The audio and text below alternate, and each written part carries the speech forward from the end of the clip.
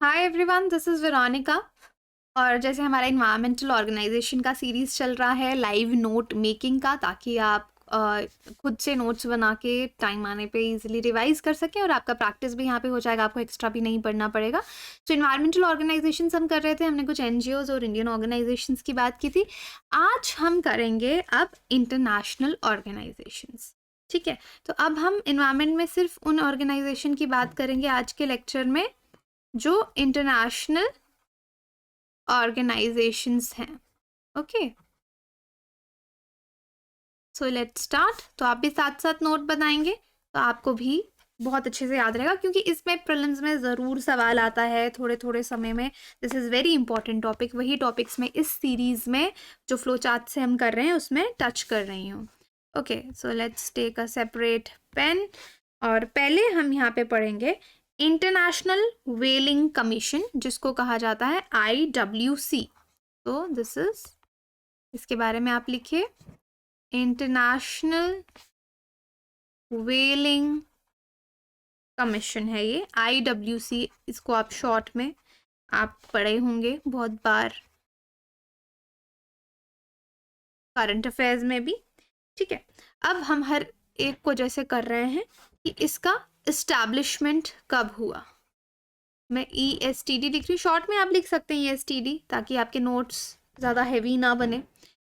ये 1946 में इस्टेब्लिश हुआ था और international convention for regulation of व्हेलिंग के अंदर इसको सेटअप किया गया था। ठीक है, तो किस कन्वेंशन के अंदर आता है, तो आप लिख सकते हैं setup under international convention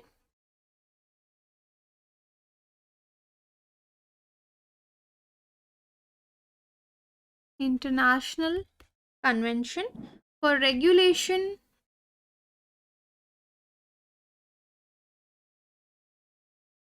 of व्हेलिंग। Okay, और एक बहुत इंपॉर्टेंट चीज़ है इसके बारे में कि कोई भी हम पढ़ते हैं तो हम ये बहुत जानना इंपॉर्टेंट है whether that is legally binding और not. So this is totally legally binding. ठीक है, तो अपने नोट्स में इस तरीके से इसको लिखिए। नेक्स्ट इंपॉर्टेंट आता है कि इसके हेडक्वार्टर्स जो हैं वो कहाँ पे हैं। तो इनके हेडक्वार्टर्स इंग्लैंड में है। ओके, नियर कैम्ब्रिज है। आप सिर्फ इंग्लैंड याद रख सकते हैं। अब इसका काम क्या है, अगर अब ये एग्जिस्ट करता है व्हेलिंग कमीशन, इसका एम्स, ऑब्जेक्टिव्स, फंक्शंस क्या है। So it regulates व्हेलिंग and conserve whale stocks. ठीक है, तो व्हेलिंग को ये रेगुलेट करता है, गवर्न करता है, और जितने भी आपके व्हेल स्टॉक्स हैं उनको कंजर्व करता है। दो फंक्शंस हैं इसके। ठीक है, कंजर्व व्हेल स्टॉक्स। ओके, अब दूसरी बात आती है कि क्या भारत इसका मेंबर है। तो आपको याद रखना है India is a member. India इसका मेंबर बिल्कुल है, क्योंकि कई बार ना बहुत इस तरह की ऑर्गेनाइजेशंस होती हैं जिनका इंडिया मेंबर नहीं होता। तो पहले हम उसको नहीं पढ़ते थे कि वो इंपॉर्टेंट नहीं है, बट लास्ट टाइम मेंस में जैसे गॉथेनबर्ग प्रोटोकॉल पे सवाल आया और इंडिया उसका मेंबर नहीं है, तो मतलब कुछ भी पूछा जा सकता है। बट एनीवे IWC का मेंबर इंडिया बिल्कुल है। So this is the one organization we want to talk about today. Another is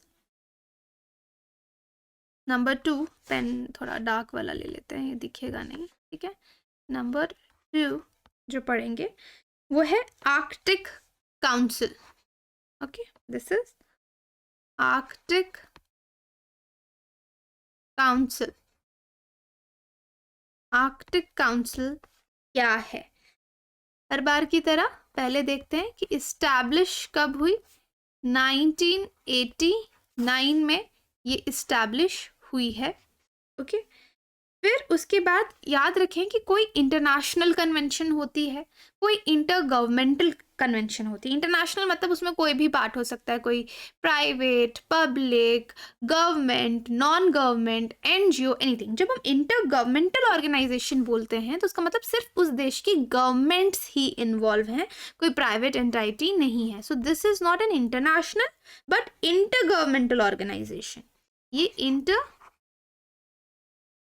governmental organisation है, ये जानना इसके बारे में इम्पॉर्टेंट है। ओके, फिर इसका जो हम नेक्स्ट देखते हैं कहाँ पे है, हेडक्वार्टर्स कहाँ पे है, आर्कटिक काउंसिल के साथ। लोकेशन जो इसकी सेक्रेटरीट की है वो बाइनली रोटेट होती है, तो एक जगह हेडक्वार्टर्स नहीं है। जो इसका चेयरमैन होगा, जो देश इसका चेयरमैन होगा, वहाँ आर्कटिक काउंसिल का हेडक्वार्टर्स होगा। तो आप लिखेंगे लोकेशन जो है इसका हेडक्वार्टर का is rotated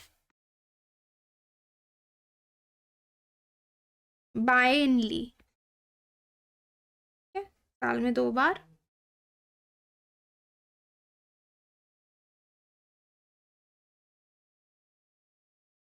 with chairmanship annually, 1 साल हो गया, तो बाइनली एनुअली हो गया साल में 1 बार, बाइनली हो गया 2 साल में 1 बार। तो इसका मतलब 1 साल में 2 बार नहीं बल्कि 2 साल में 1 बार इसका जो हेडक्वार्टर है वो चेंज होता है with chairmanship. Okay,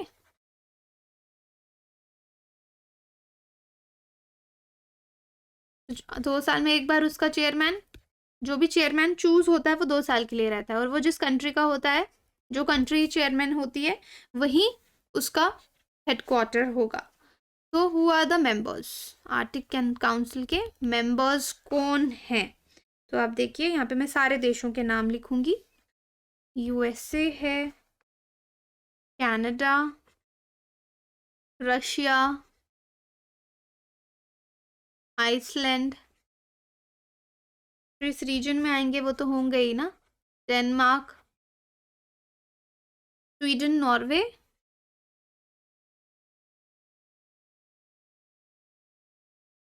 Nordic countries ये आपकी सारी आ गई इसमें, फिनलैंड। ये देश इसके 8 कंट्रीज होनी चाहिए, 1 2 3 4 5 6 7 8, यस 8 मेंबर्स हैं इसके। फिर नेक्स्ट इंपॉर्टेंट चीज आती है कि इसका फोकस क्या है, ऑब्जेक्टिव बोलते हैं जिसको, किस चीज पे ये लोग काम कर रहे हैं। जैसे हम फंक्शंस, ऑब्जेक्टिव, एम, फोकस। तो environment, one focus is environment, okay, another focus is CC लिख रही हूं मैं, climate change. Next is bio diversity, okay, oceans and native, जो लोग यहाँ पे रहते हैं उनके वेलफेयर के लिए भी, natives of Arctic region. Arctic में रहने वाले जो लोग हैं वो इसका जो है पूरा वो इसके फोकस में है कि उनका वेलफेयर होना चाहिए। कोई भी ऑर्गेनाइजेशन है उसका फंडिंग इज वेरी इंपॉर्टेंट, तो इसका फंडिंग होता है बाय मेंबर स्टेट्स। जो मेंबर स्टेट्स मैंने आपको ऊपर बताई हैं वही मिलके इसकी फंडिंग जो है वो करते हैं। तो नेक्स्ट बहुत इंपॉर्टेंट क्वेश्चन आता है, क्या भारत इसका हिस्सा है? तो आप लिखेंगे इंडिया को यहाँ पे ऑब्जर्वर का स्टेटस मिला है, ठीक है, observer is an observer state, ठीक है। इंडिया का कॉन्टेक्स्ट आपको सबसे ज्यादा याद रखना है, is an observer state, got it, ये एक ऑब्जर्वर स्टेट है। ओके, सो एक और मैं आपको यहाँ पे करवाऊंगी। नेक्स्ट इज जो हम करेंगे वो है वर्ल्ड फूड प्रोग्राम।